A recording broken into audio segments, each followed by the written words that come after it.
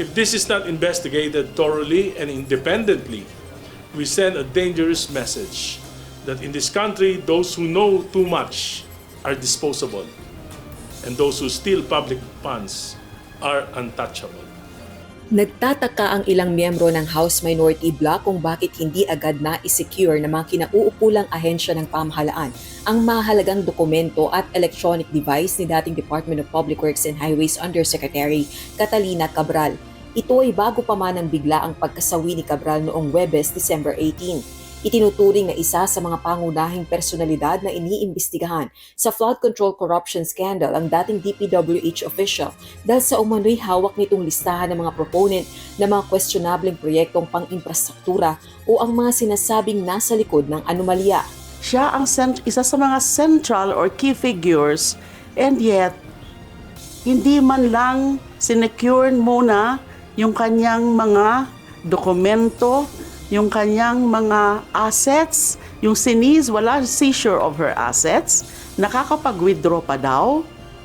Bakit hindi ka agad ginawa ng proper authorities na i-seize, i-forfeit yung kanyang mga assets? At hindi siya sinecure bilang material figure in all of this na marami siyang nalalaman.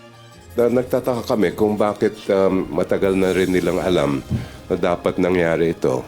Pero nung isang araw lang nila ginawa at only after the death of Undersecretary Cabral. So these are among the things that we need to look into sa investigation. Kaya naman formal nang pinaiimbestigahan sa Kamara ni na House Senior Deputy Minority Leader Erice at 11 pang kongresista ang biglaang pagkamatay ni dating Undersecretary Cabral.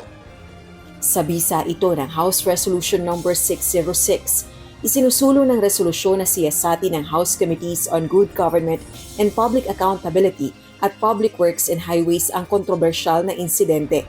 Gayon din upang matukoy ang mga ginagawang hakbang ng pamahalaan para ingatan ang mga testigo, sospek at lahat ng may kinalaman sa ginagawang investigasyon sa maanumalyang flood control projects. Dito po sa nangyari, malinaw ang panawagan ng taong bayan. Hindi dapat nalilibing ang mga may alam. Sila po dapat ay nakukulong. They should be serving their time in jail and not 6 feet under. Samantala, si Kamanggagawa Party List Representative Eli San Fernando iginiit na may pananagutan ng administrasyon ni Pangulong Ferdinand Marcos Jr. sa nangyari kay Cabral.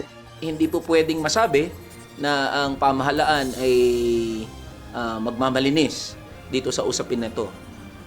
Accountable ang administrasyon dahil hinayaan niya na humantong ang sitwasyon sa ganito na kung saan namatay nga si former Yusek Cabral. Kasabay nito ang muling panawagan ng mga kongresista na i-certify as urgent ni PBBM ang panukalang batas na magbibigay ng ngipin sa Independent Commission for Infrastructure o ICI. Rosa Licoz, UNTV News and Rescue. Diyos ang aming sandigan, serbisyo publiko ang aming pinahahalagahan.